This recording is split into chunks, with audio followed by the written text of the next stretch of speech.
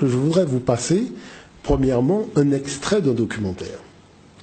Morgan Freeman décide de se poser la question, mais quel est le plus ancien texte où on a parlé de la résurrection après la mort et de la vie éternelle?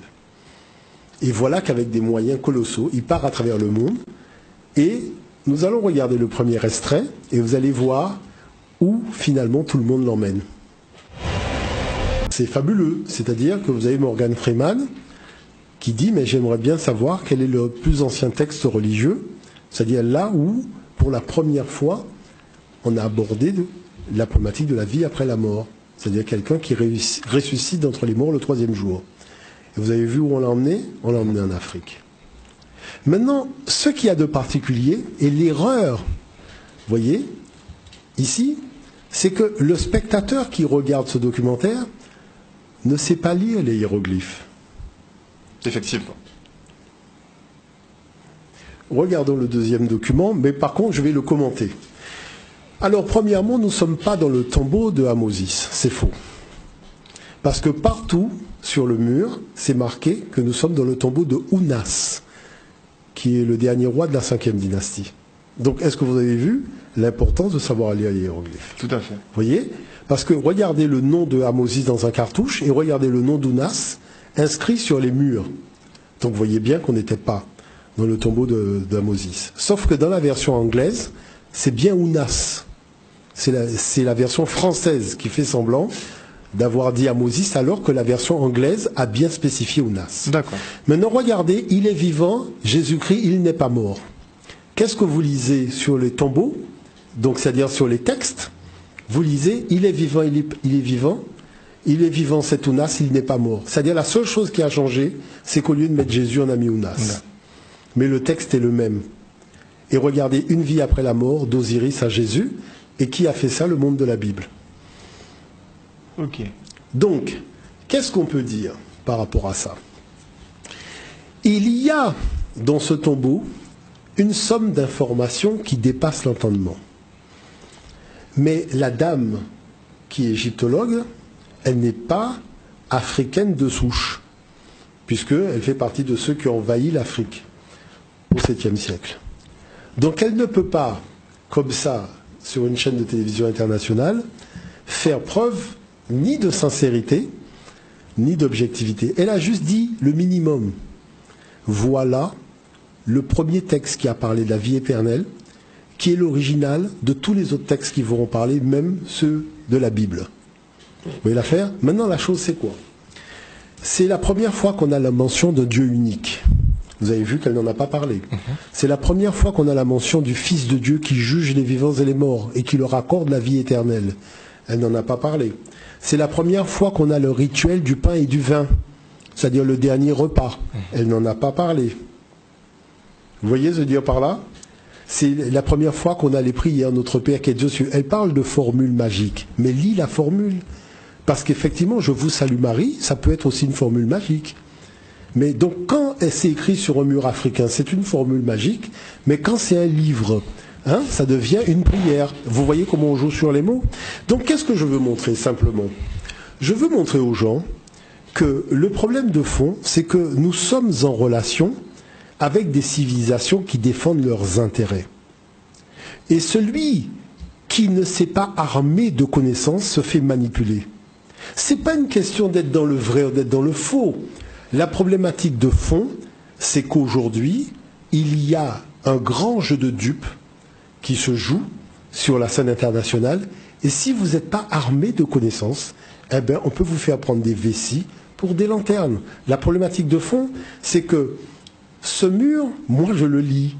Et j'ai acheté, alors je vais terminer juste par ça, j'ai acheté la traduction complète des textes, donc en hiéroglyphes, du tombeau du roi Ounas, puisque c'est la première fois qu'on a écrit un texte sacré. Vous imaginez qu'à la formule, donc au verset 345, c'est là où vous lisez que Osiris dit « Buvez, mangez ceci, ceci est ma chair, buvez ceci, ceci est mon sang ». Vous imaginez que dans le document, vous passez du verset 341 au verset 364.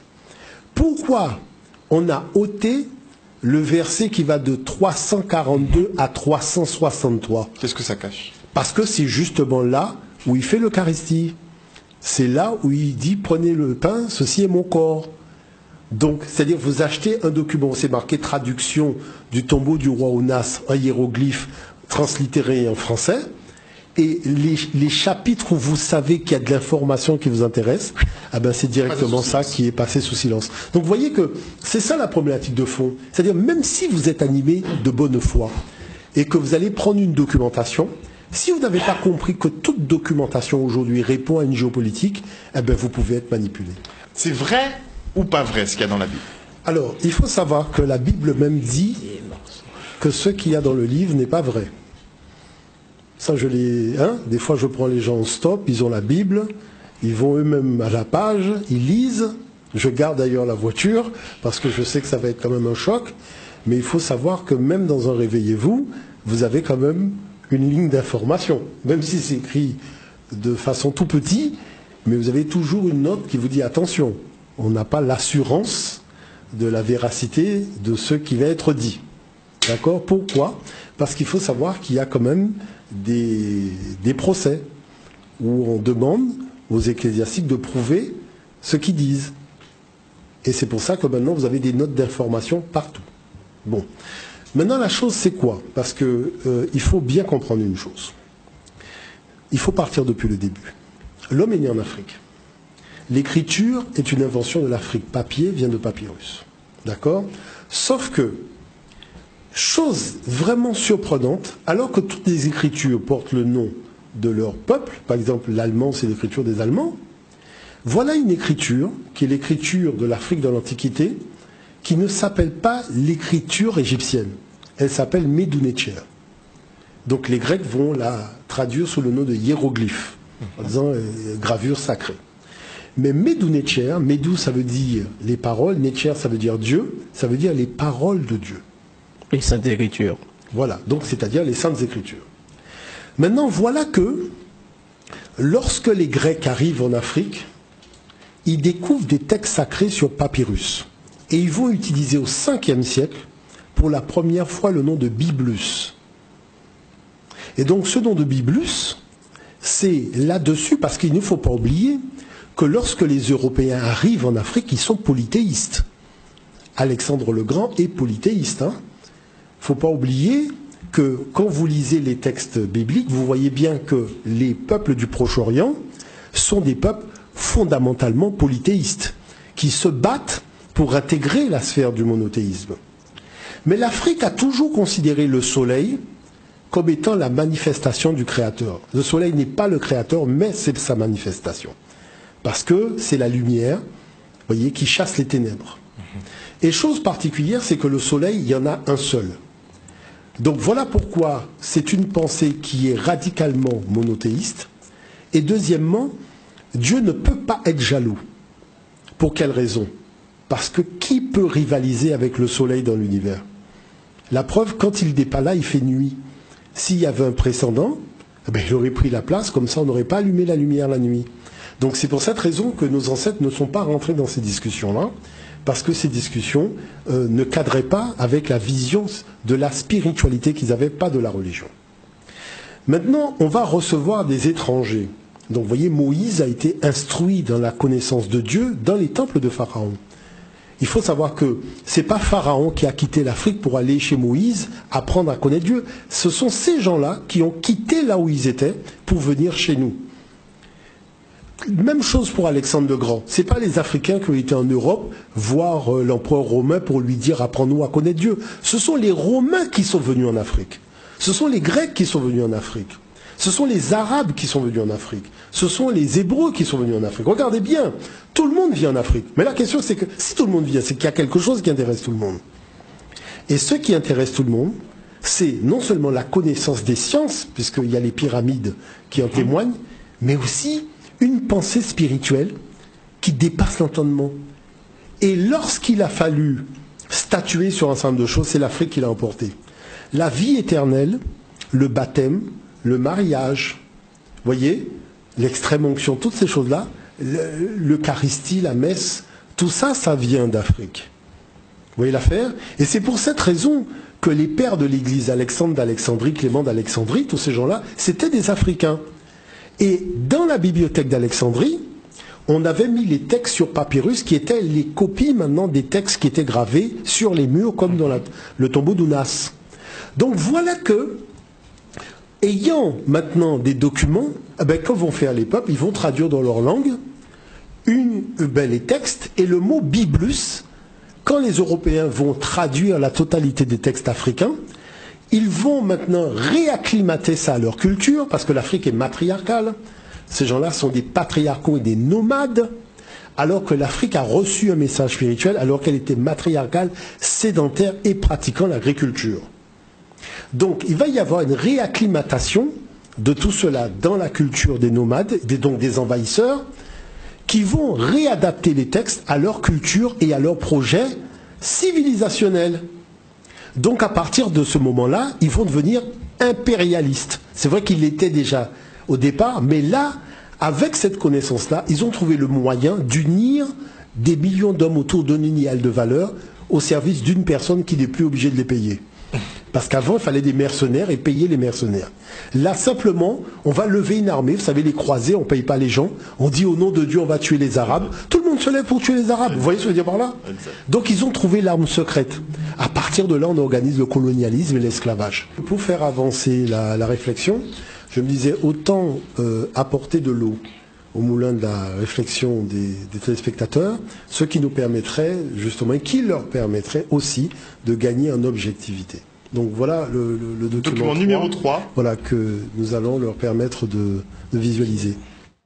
La croyance en l'au-delà ne s'est pas seulement propagée à la nouvelle classe moyenne émergente. De l'avis de certains experts, le livre des morts est même allé jusqu'à influencer les textes sacrés juifs et chrétiens. La vision de l'au-delà des premiers chrétiens était en grande partie issue de l'Égypte antique. C'est d'ailleurs logique, parce que la plupart des pères de l'Église chrétienne étaient égyptiens de naissance. Au moment de rédiger des écrits sur la nature et la substance de l'au-delà, ils se sont référés à des concepts égyptiens, parce que la Bible laissait bien des points sans réponse. L'idée de la résurrection plaisait beaucoup aux Égyptiens, qui ont toujours été très préoccupés par la vie du corps, par la vie éternelle du corps. Leurs pyramides et d'autres édifices montrent que la religion égyptienne était un culte de la vie après la mort. Il s'agissait bien sûr d'une vie dans le cosmos après la mort biologique, d'un passage dans l'au-delà. Âgé de près de 90 ans, le Hollandais Gilles Quispel, qui a enseigné à Harvard, est considéré comme l'un des plus éminents experts au monde sur les religions antiques et la pensée des premiers chrétiens. Le défunt comparaît devant le tribunal du jugement dernier.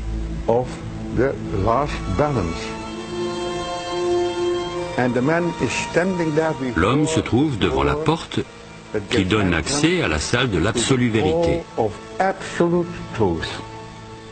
Et c'est là que se trouve aussi Osiris.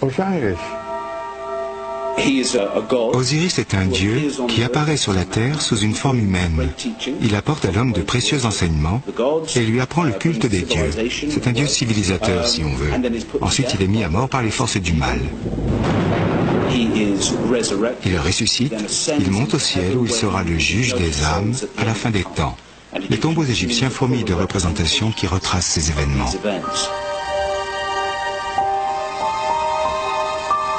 Dans l'Égypte ancienne, Osiris se trouve dans la constellation d'Orion. C'est le bon berger des étoiles, ces âmes qui sont dans les cieux.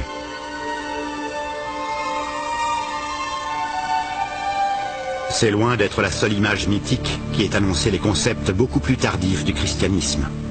Les auteurs Tim Freke et Peter Gandhi ont fait une étude extensive de la pensée dans l'Antiquité. C'est une image choquante. Pourquoi l'avez-vous mise sur la couverture de votre livre? Parce qu'il s'agit d'une preuve qui nous tient beaucoup à cœur. C'est un talisman, une amulette. C'est petit, de la taille de mon pouce. On dirait Jésus sur la croix, et pourtant l'inscription en grec nous explique qu'il s'agit de Dionysos, à la fois homme et Dieu, qui est mort.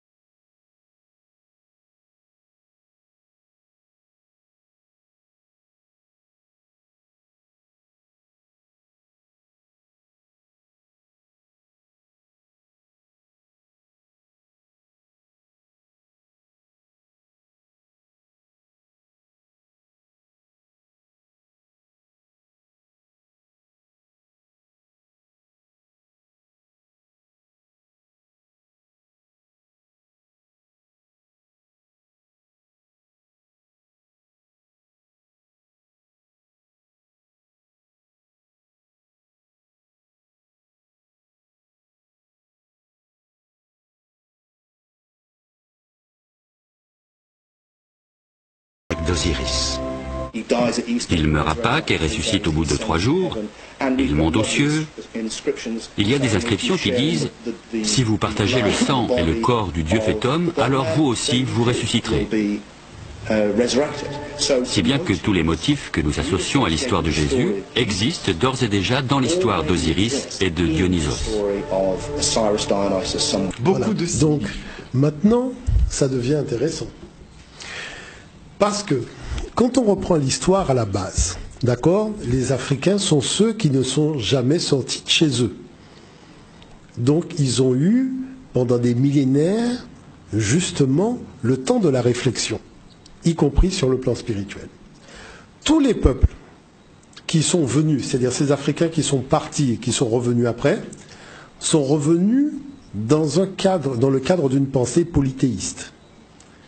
Ils découvrent le monothéisme en Afrique, ils découvrent le Fils de Dieu, qui est le guide de l'humanité, qui va mourir, qui va descendre aux enfers juifs et les morts, qui va ressusciter le 3e jour, qui va monter à la droite de Dieu.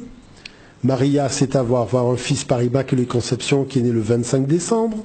Le 25 décembre sera la fête du divin enfant. Ça fait beaucoup de coïncidences. Et voilà qu'on va ramener toutes ces connaissances à Alexandrie, on va copier des textes, on va brûler la bibliothèque, et après on va venir dire à mes ancêtres en Guadeloupe, tu sais, voilà le livre qui dit la vérité. Sauf que moi, quand j'étais à l'école, j'ai constaté une chose très tôt. Nos informations proviennent de la même source. Et que nous n'avons aucune garantie du fait d'être manipulés par cette source.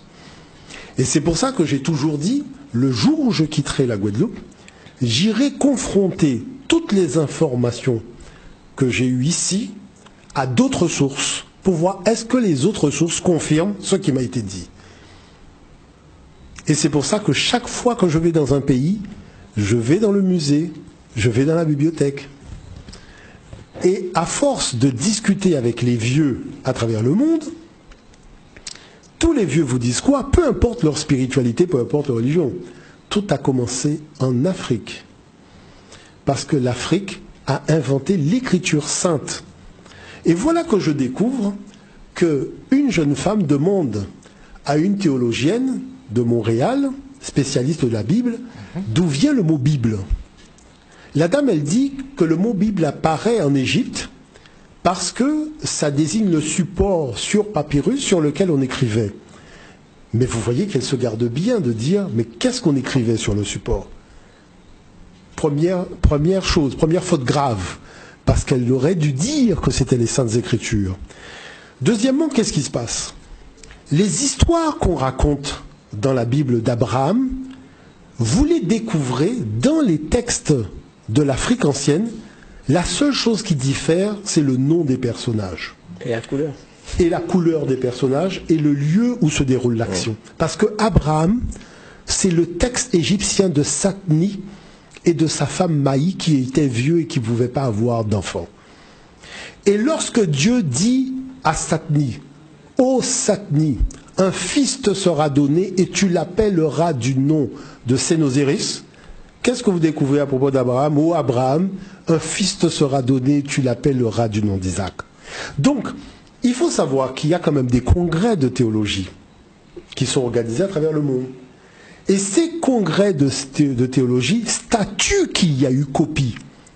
Et c'est pour ça que dans la Bible, je vous dis que dans la Bible, quand vous lisez les notes d'information, on vous dit que ces textes sont des copies de textes plus anciens. Pour éviter un procès. Donc vous ne pouvez pas les attaquer en justice en disant que c'est des faux textes, puisqu'ils ont déjà mis dans le livre qu'ils avouent eux-mêmes que ce sont des faux textes. Et pourquoi ça a été mis? Parce qu'il y a eu des procès, parce qu'il y a eu des débats où ils ont perdu. Mais ça, ce n'est pas porté à la connaissance des non-spécialistes. Parce que l'enjeu de l'affaire, c'est quoi? C'est la nature outrancière de l'impérialisme qui veut que l'homme soit né en Afrique, que Dieu ait créé l'homme africain, qu'il ne lui ait pas parlé, qu'il ne lui ait pas donné de texte sacré, qu'il ne lui a pas parlé de son fils, qu'il ne lui a pas parlé de la résurrection, c'est-à-dire un niveau, si vous voulez, d'ignominie et de prétention qui dépasse même le niveau d'immoralité dans l'histoire de l'humanité. Vous voyez l'affaire? Et en tant que colonisateur, apporteur de la mort et du génocide des populations du Sud, il serait, lui, le porteur de la connaissance de Dieu qu'il apporte sur un bateau négrier dans lequel il y a 450 de mes ancêtres enchaînés à fond de cale. Et il aurait, il faut quand même admettre qu'un colonisateur, quand il est venu pour coloniser, il n'y a plus rien qui l'arrête. Vous voyez? C'est-à-dire l'escroquerie intellectuelle n'a plus de limite. Pas de pitié ni pour voilà ce que je dis. Donc, pour l'enfant. Maintenant, si vous me demandez, est-ce que la Bible dit la vérité? Puisqu'une auditrice, effectivement, nous demande... Je vous dirais que la Bible est au service de l'impérialisme occidental et que la seule vérité que dit la Bible, c'est la vérité de l'impérialisme occidental. Voilà. C'est-à-dire l'organisation de l'injustice comme un phénomène de justice. Mais est-ce que ce n'est pas un peu... on va pas dire méprisé, mais il y a une internaute qui nous demande si la Bible a été écrite par l'homme et inspirée par Dieu. Non. Alors je vais vous dire les choses très clairement, parce qu'il faut repartir depuis la base. Nos ancêtres n'avaient pas l'intention d'écrire un texte sacré au départ. Je parle de cela il y a plusieurs dizaines de milliers d'années. Ils se sont retrouvés sur la terre, mais dans un système extrêmement organisé. C'est-à-dire la journée à un temps précis, la nuit à un temps précis, les saisons des temps précis, quand c'est la saison de tel fruit, c'est un temps précis. Vraiment, ils ont vu qu'il y a quelque chose qui est mais vraiment super bien organisé. Ils ont commencé à investiguer, vous voyez, cette organisation dans tous les domaines. Et ils se sont rendus compte que le truc est tellement normalisé sur la base de 365 jours, qui se sont dit que tout cela n'a pu être pensé que par une seule et même personne. Et c'est quand ils sont partis dans ce qu'on appelle l'actionnisme, c'est-à-dire la recherche des valeurs de celui qui est derrière tout ça, qu'ils ont commencé à se rendre compte qu'il y avait des valeurs porteuses de la vie et qui s'étaient mis tout simplement au service de l'harmonie. On ne parle pas du bien et du mal, hein. Là on est de l'harmonie universelle. C'est-à-dire que l'homme a pour vocation d'être le reflet de l'harmonie de l'univers. Et voilà pourquoi ils ont fait de la spiritualité. Et après, dans leur livre, ils disent qu'effectivement, il y a eu un guide qui leur a été envoyé, qui est Osiris, donc Osiris, qui a été envoyé avec sa femme. Et c'est eux qui ont commencé par leur montrer l'agriculture, par leur montrer donc comment s'occuper des animaux. Parce qu'il faut voir que l'Afrique, c'est quand même extraordinaire de voir que des êtres humains ont vécu parmi les animaux sauvages sans jamais penser à les mettre en cage. Est-ce que vous voyez l'affaire? Nous pouvons, aucun animal ne peut dire qu'on l'a mis dans une réserve. Ce sont les autres qui mettent les animaux en réserve. Nous, on n'a jamais fait ça. Donc à partir de ce moment-là, comme la pensée de l'harmonie universelle a été celle qui a été à l'origine de la pensée spirituelle, donc qu'est-ce qui s'est passé? Il s'est passé que la possibilité de manipuler les consciences humaines, c'était pas possible. Parce que si l'univers a porté chacun de ses enfants, donc, et lui a permis de toucher terre, c'était pour lui permettre de s'élever. Parce que quand vous plantez du blé, vous voyez que toutes les tiges s'élèvent. Donc c'est pareil pour l'humanité. Quand l'humanité est là, chacun représente une tige qui doit pourvoir à son élévation. Donc le but originel. Donc le but, c'était de la spiritualité. Maintenant, la religion est apparue lorsque sont arrivées des nations impérialistes qui ont voulu contrôler à grande échelle la pensée humaine en organisant le prototype de pensée et en l'imposant par la force, même par l'esclavage. Parce qu'il ne faut pas oublier une chose. C'est quand même le code noir qui a fondé la pensée chrétienne dans notre pays. Et cette pensée chrétienne, comme le dit Victor Schellcher lui-même, c'est à coup de fouet et à coup de bateau qu'on a fait faire les gens faire le Notre Père, parce que les gens connaissaient d'autres dossiers. Ces dossiers-là, ils les trouvaient un peu futiles. Vous voyez ce que je veux dire? Non, il faut dire les choses clairement. Il les trouvait un petit peu futiles. Donc, il a fallu des coups de bâton et des coups de fouet. Vous voyez?